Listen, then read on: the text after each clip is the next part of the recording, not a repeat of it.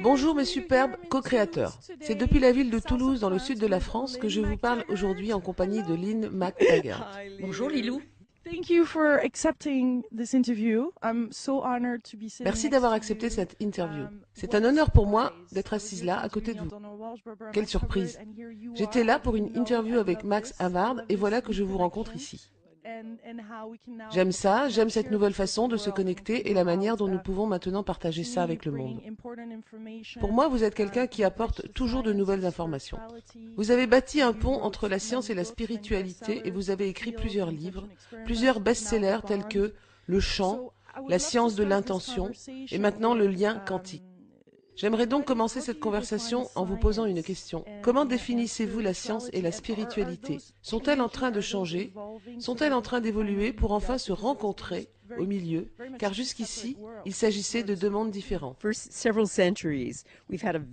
Pendant plusieurs siècles, nous avons eu une vision matérialiste et dogmatique du monde. C'était ça notre science. Le spirituel relevait de la mystique, de l'unité et autres idées qui n'étaient sous-tendues par aucune preuve. Cependant, la science est maintenant en train de prouver ce que tous les anciens maîtres avaient toujours cru, pendant des siècles et des siècles. La science parle maintenant d'unité. Elle dit que tout ce qui existe fait partie d'un ensemble plus grand, que ce que nous pensions être le monde physique est bien davantage qu'une simple matière, et que nous sommes bien plus que ce qu'on nous disait être.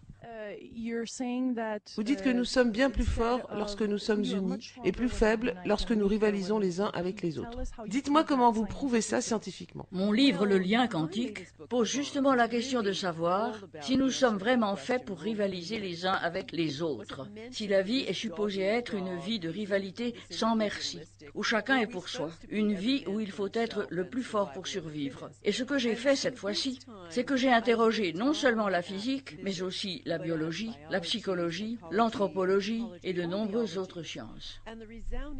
Et à chaque fois, la réponse est un non catégorique. Non. L'impulsion première de la nature, ce n'est pas la domination. La conclusion évidente qui s'impose lorsque nous étudions toutes ces sciences est que la nature a tendance à voir de façon holistique. Elle a tendance à connecter. Nous sommes faits pour partager, pour nous soucier des autres et être équitables. Nous sommes programmés pour nous connecter. Et la raison à cela est que, pour la nature, l'être humain fait partie d'un ensemble plus grand, aussi bien au niveau de ses particules subatomiques qu'au niveau de son corps, ou de sa relation à son environnement et les autres humains. Il y a donc un lien qui nous connecte. Et par ce lien, je veux parler d'un lien si complexe, si profond, qu'il est impossible de dire où il finit, ni où il commence. Comment avons-nous perdu ce lien? Comment en sommes-nous arrivés là? Comment pouvons-nous retrouver ce lien? Nous avons perdu ce lien à cause de notre manière de comprendre le monde, à cause de notre façon d'évoluer à l'intérieur de ce monde. Voyez-vous, la science ne fait en réalité qu'écrire l'histoire à laquelle nous croyons. Et l'histoire qu'on nous raconte depuis plusieurs siècles est une histoire très matérialiste d'un univers fait de choses qui n'ont aucun lien les unes avec les autres. Des choses qui, par ailleurs, se comportent effectivement à merveille quand il s'agit des lois spatio-temporelles. Cette vision du monde nous a été léguée par Newton. Et puis ensuite, nous avons eu Darwin, qui est venu nous dire qu'essentiellement, il n'y a pas assez de vivres pour tout le monde, justifiant ainsi la lutte pour la survie du plus fort. C'est impossible d'ignorer l'influence des idées darwiniennes sur le monde occidental. En effet, les idées de Darwin ont vu le jour jusque quand l'imprimerie de masse venait de connaître une révolution. Ces idées ont par conséquent balayé le monde entier. C'était comme un mantra qui devait définir la moindre idée bourgeonnante. Un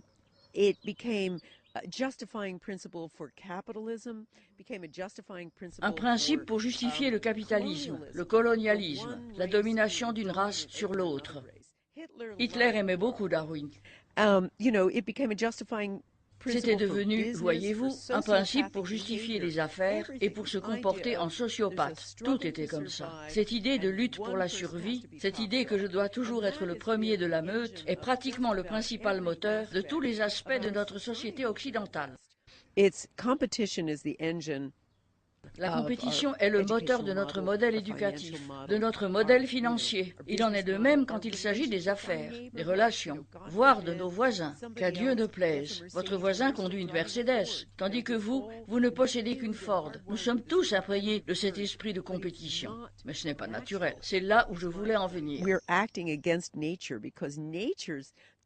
Nous allons contre la nature, car celle-ci nous a programmés de sorte que nous nous sentions bien lorsque nous nous lions aux autres et lorsque nous donnons. Et ce lien a été créé par la nature elle-même. La question que je pose dans mon livre est celle-ci. Pourquoi en sommes-nous là aujourd'hui? Et la raison tient au fait que nous allons contre notre vraie nature. L'égoïsme et l'individualisme ne peuvent que mener à la destruction de chacune de nos structures sociétales. Et c'est ce que nous vivons aujourd'hui. Donc, pour retrouver ce lien qui nous lie tous, il va falloir reprogrammer le disque dur, qui, jusqu'ici, a été programmé pour avoir des pensées telles que « je gagne, tu perds », car c'est ainsi que nous pensons que nous devons gagner. Tandis qu'un nouveau programme doit avoir comme principe de base « je gagne seulement si vous et moi sommes gagnants ». Vous avez effectué des travaux sur le pouvoir de l'intention et je sais que vous avez pour cela formé des groupes. Parlez-nous de cette expérience et dites-nous comment nous pouvons utiliser le pouvoir de l'intention pour changer le monde.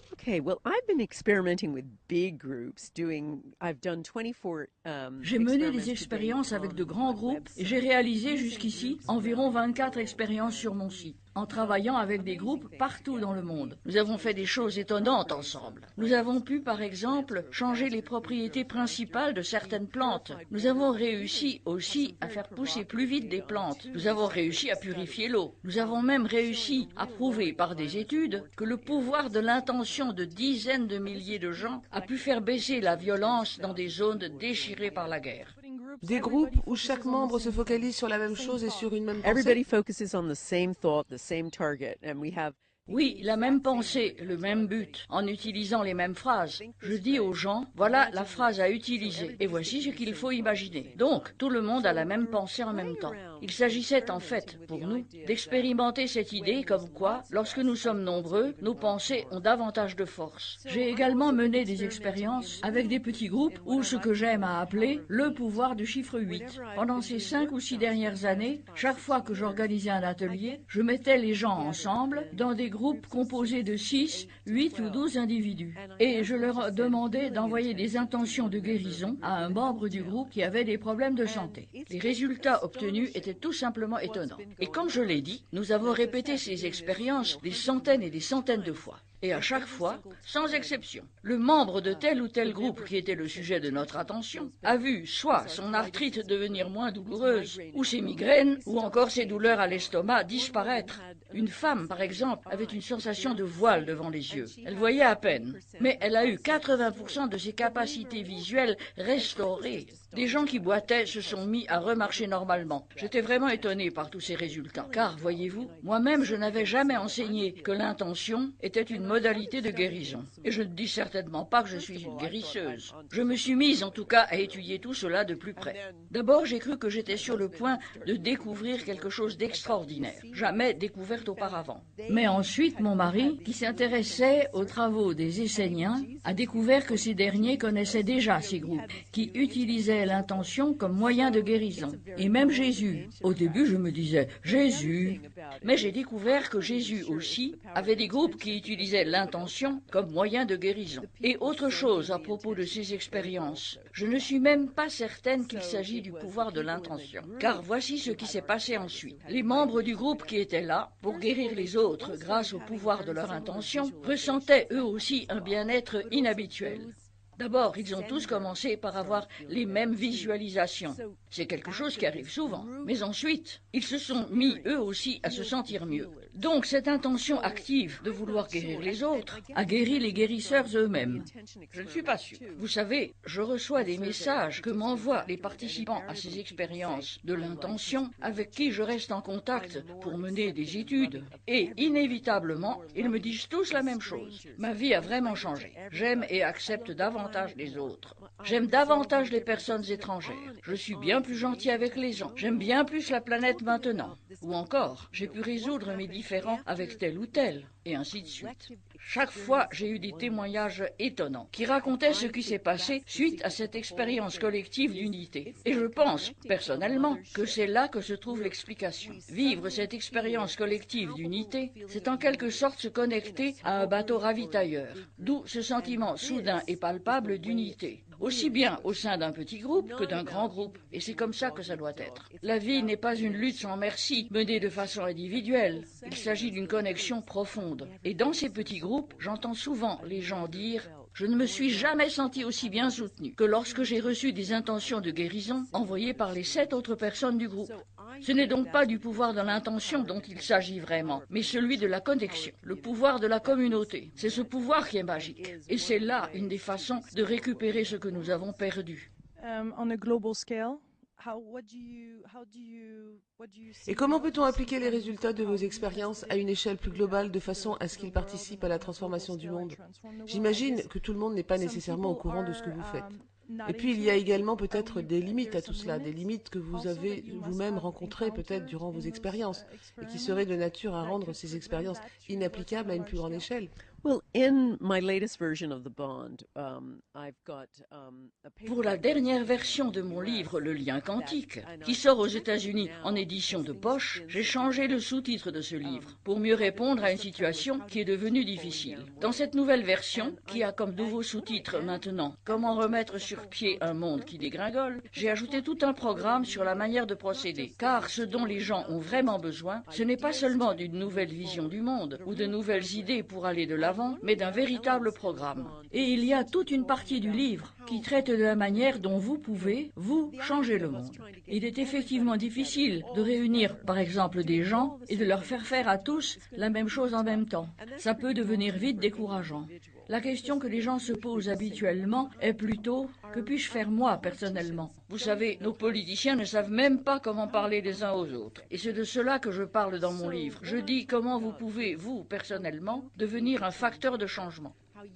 Le problème est que nous avons appris à voir les choses comme étant séparées les unes des autres. Notre programmation ne nous permet plus de voir les choses dans leur totalité, contrairement aux cultures indigènes. Néanmoins, c'est quelque chose que nous pouvons apprendre très vite à faire. Et j'essaye dans mon livre de fournir justement des programmes pour ça. Voir la totalité veut dire que vous êtes capable, en effet, de considérer les autres points de vue. En d'autres termes, vous ne pouvez vous connecter aux autres que si vous dépassez cette idée selon laquelle vous ne pouvez communiquer qu'avec des gens qui vous ressemblent. Dites-nous en plus là-dessus, car nous discutons là d'un point crucial. Il nous arrive tous de vivre des situations dans lesquelles nous nous sentons surpris ou bloqués, ce qui crée en nous des résistances et nous empêche de communiquer librement.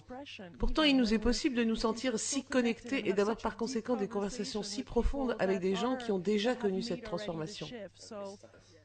Comment, à votre avis, peut-on instaurer une nouvelle façon de communiquer? Quel est ce pas qui reste à franchir? Nous devons changer notre façon de nous lier les uns aux autres. Et c'est de cela que traite une autre partie de mon programme, qui explique justement comment procéder. Nous sommes en effet programmés à avoir des relations teintées de rivalité. Des relations basées sur le modèle « je perds, tu gagnes ». Moi, j'ai une Ford, toi, tu as une Mercedes. Moi, je gagne 2000, toi, tu gagnes 3000. C'est ça notre façon de voir les relations. Une autre façon que nous avons de communiquer avec les autres consiste à rechercher la similitude. Nous ne nous connectons et devenons amis qu'avec des gens qui nous ressemblent à tout point de vue, ce qui donne nous d'un côté et eux de l'autre.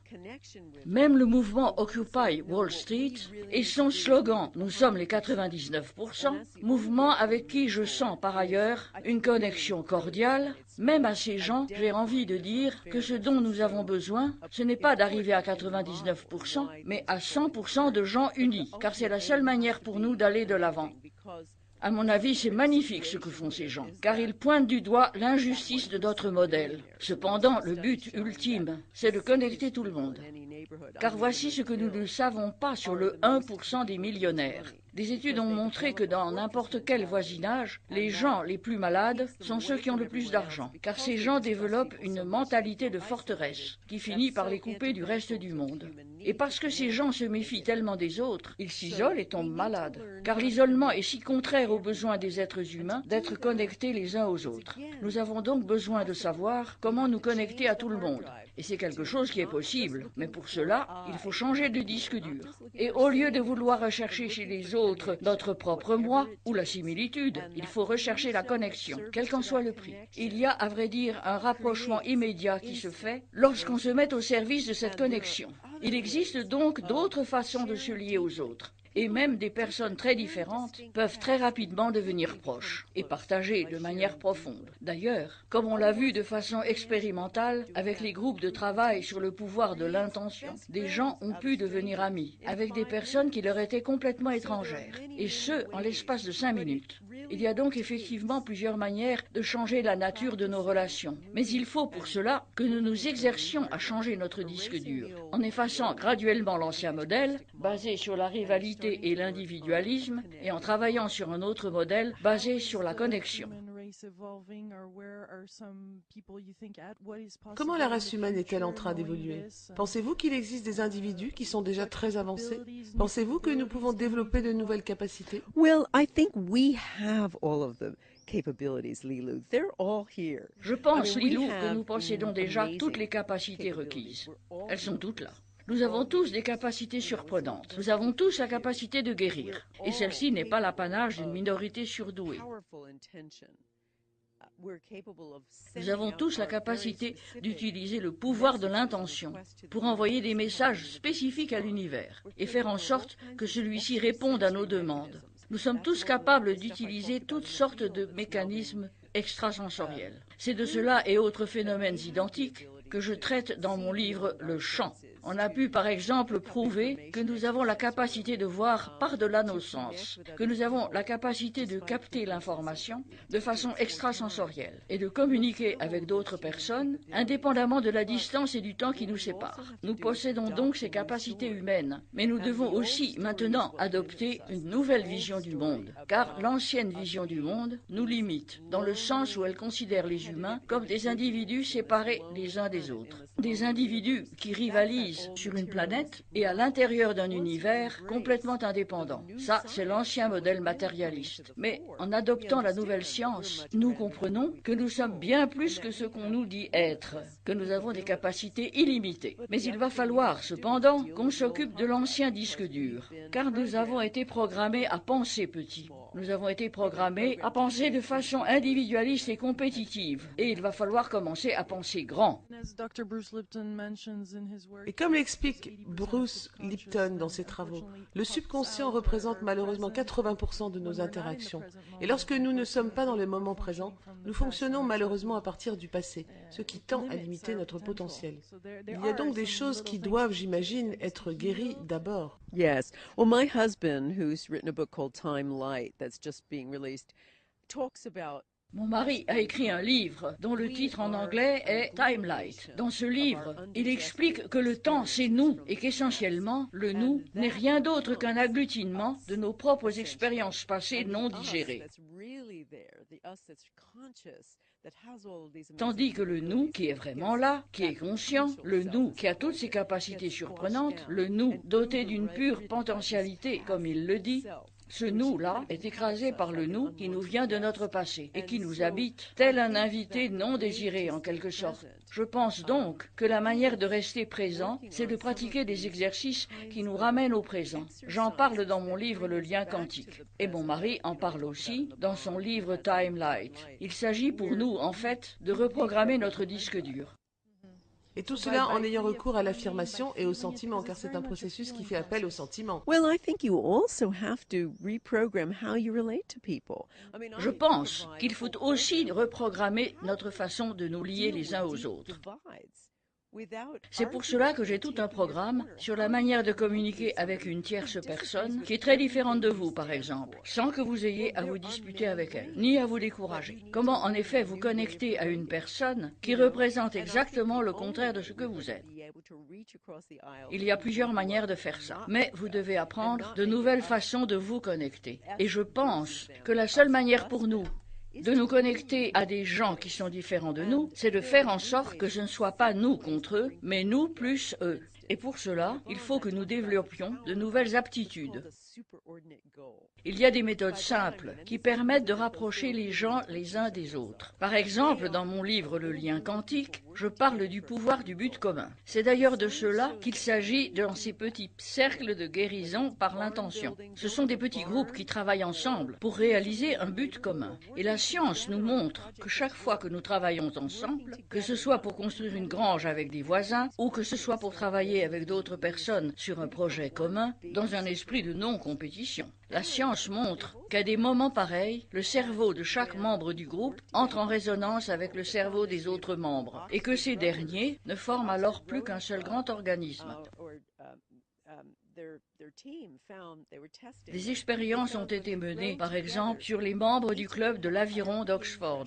Et on a trouvé que lorsqu'ils faisaient de l'aviron ensemble, ils avaient un seuil de tolérance à la douleur beaucoup plus élevé que lorsqu'ils pratiquaient ce sport individuellement. Donc, travailler ensemble en tant que groupe est profitable pour tout le monde. Chaque fois que des petits groupes travaillent ensemble pour réaliser un but commun, il y a toujours une connexion instantanée qui se fait entre les gens, et ce, quelle que soit la nature de l'activité. Car lorsqu'on travaille ensemble dans un but commun, il y a une synchronisation qui se fait non seulement au niveau des ondes cérébrales, mais aussi au niveau de tous les autres processus physiques. C'est ce qui se passe aussi lorsque des membres d'un groupe envoient des intentions les uns aux autres. Dans tous ces cas, les différents corps ne forment plus qu'une seule entité. Les gens ne forment plus qu'un seul bloc.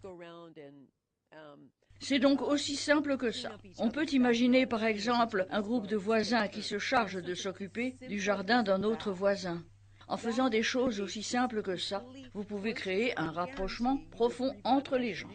Et je vous garantis que c'est tout le voisinage qui en sortira revitalisé. Pour amener une transformation, il faut qu'il y ait d'abord une transformation du cœur. Nous ne pouvons réaliser de grands projets sans que chacun de nous ait accompli sa part individuelle de transformation. Mais il y a encore autre chose. Il est important de commencer petit.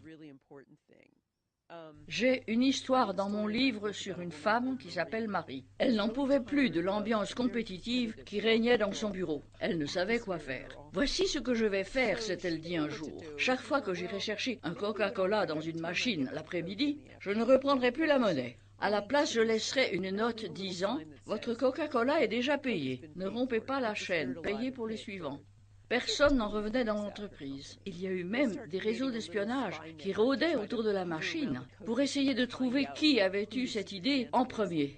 Mais Marie s'est mise ensuite à laisser des beignets au premier étage, amplifiant ainsi la mise. Pendant des semaines entières, la conversation dans l'entreprise ne tournait plus qu'autour de ça. Et ce fut finalement cet événement qui a changé la culture de l'entreprise tout entière. Ce que je veux dire par là, c'est comment quelque chose d'aussi insignifiant, comment un acte de générosité aussi infime a pu faire voir aux gens qui ils sont vraiment. Comment un acte aussi infime a pu mettre fin à une ambiance compétitive et a permis aux gens de se connecter avec ce qu'ils sont véritablement.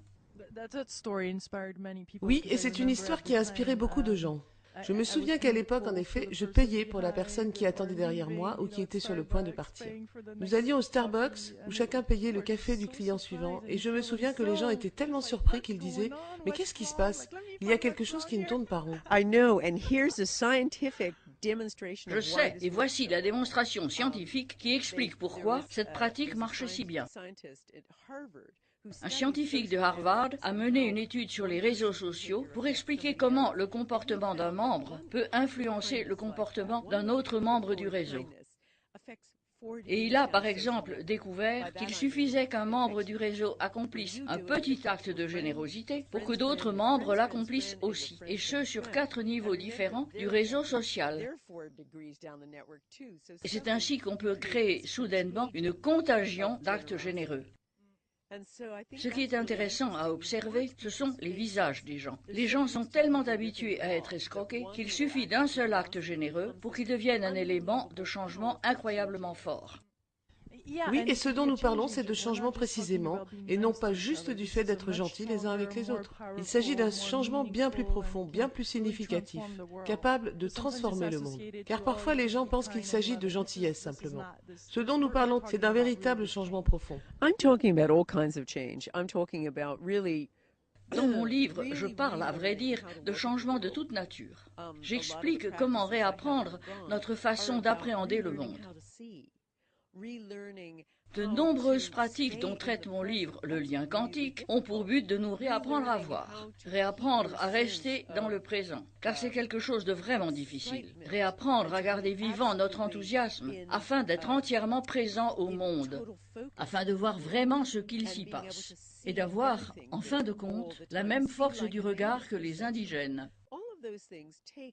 Toutes ces choses requièrent pas mal de reprogrammation. Et il y a des pratiques à faire, mais ça ne prend pas énormément de temps.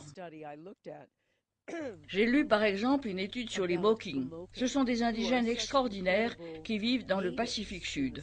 Ils sont capables de plonger et de voir à une profondeur de 15 mètres ce qui se passe au fond de l'eau, sans porter de masque. Ils arrivent à distinguer des choses minuscules. Ils arrivent à distinguer par exemple les palourdes brunes des petits cailloux de la même couleur, car ils sont entraînés à voir de façon holistique et incroyablement détaillée.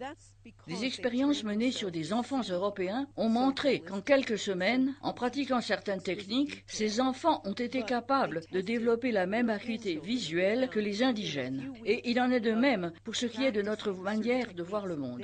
Nous sommes capables de voir le monde exactement de la même manière que le fait un indigène. Nous avons la capacité de voir toutes ces parties indissociables. Mais nous devons pour cela reprogrammer le disque dur. Vous avez visiblement un problème de voix. Je sais qu'hier, vous avez beaucoup parlé et vous faites la même chose toute la journée de demain. Merci en tout cas. Vous vivez au Royaume-Uni, mais vous êtes américaine. Vous êtes journaliste et écrivaine, mais vous vivez à Londres. Oui, je me suis mariée avec un Britannique et j'ai 2 enfants. Nous devenons donc petit à petit britanniques. Que pensez-vous de Londres, sachant que c'est la ville de la finance par excellence, une gigantesque plateforme financière, si ce n'est la plateforme financière avec Wall Street? Y a-t-il des changements qui sont en train de se produire à ce niveau-là aussi? Et comment voyez-vous l'Europe? Y a-t-il un processus de transformation qui s'y est déclenché? This is one of the problems with, I think, many of the governments is they're not going far enough. L'un des problèmes que nous avons avec de nombreux gouvernements est qu'ils ne vont pas assez loin, à mon sens. Je pense qu'il y a encore un fossé énorme. Dans mon livre, j'ai traité de l'injustice avant même que le mouvement Occupy Wall Street n'ait vu le jour, ce qui explique d'ailleurs mon intérêt pour ce mouvement. Et j'ai expliqué pourquoi on pouvait assimiler notre situation à une part de gâteau prêt à éclater. J'ai aussi expliqué pourquoi plus une société est injuste, plus la situation empire pour tout le monde, pour les riches comme pour les pauvres, et ce, à tous les niveaux. Si l'on prend en ligne de compte les principaux indicateurs sociaux tels que le crime, la violence, la santé, et ainsi de suite. Et voyez-vous, les États-Unis ont, de ce point de vue-là, touché le fond, en accumulant tout ce qui ne va pas. Et du coup, l'injustice y est plus grande. Tandis que le Royaume-Uni, c'est quelque chose comme 6 fois pire. Le Royaume-Uni a encore ses grands problèmes. Il y a un énorme fossé entre riches et pauvres. C'est un pays où les services et les capitaux financiers sont prioritaires. Et je pense que le Royaume-Uni a encore beaucoup de travail à faire. Mais encore une fois, je vais insister sur ceci.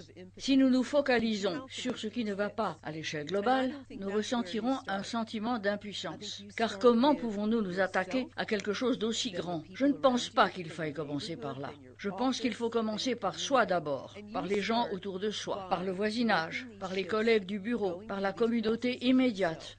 Et puis, vous devez être vous-même un agent de changement. Vous changez votre façon de vous connecter aux autres et vous pouvez alors vraiment déclencher une révolution partout autour de vous, qui finira par éclairer le monde. Et souvenez-vous, comme il a été bien dit, chaque révolution a commencé avec une poignée de gens. Thank you, Lynn. Thank you so much for this juicy conversation. I so appreciate it. Merci Lynn. Merci pour cette superbe conversation. Je vous souhaite d'avoir beaucoup de beaux moments, faits de connexions superbes et de rencontres magiques dans l'avenir. J'ai hâte d'assister à votre conférence aujourd'hui et demain et j'ai hâte aussi d'avoir une autre conversation avec vous à Londres. Wonderful. Moi aussi, j'ai hâte de vous revoir, Lilou. Merci. Merci. Beaucoup d'amour à vous, mes superbes co-créateurs depuis la ville de Toulouse, dans le sud de la France où il fait beau. Au revoir.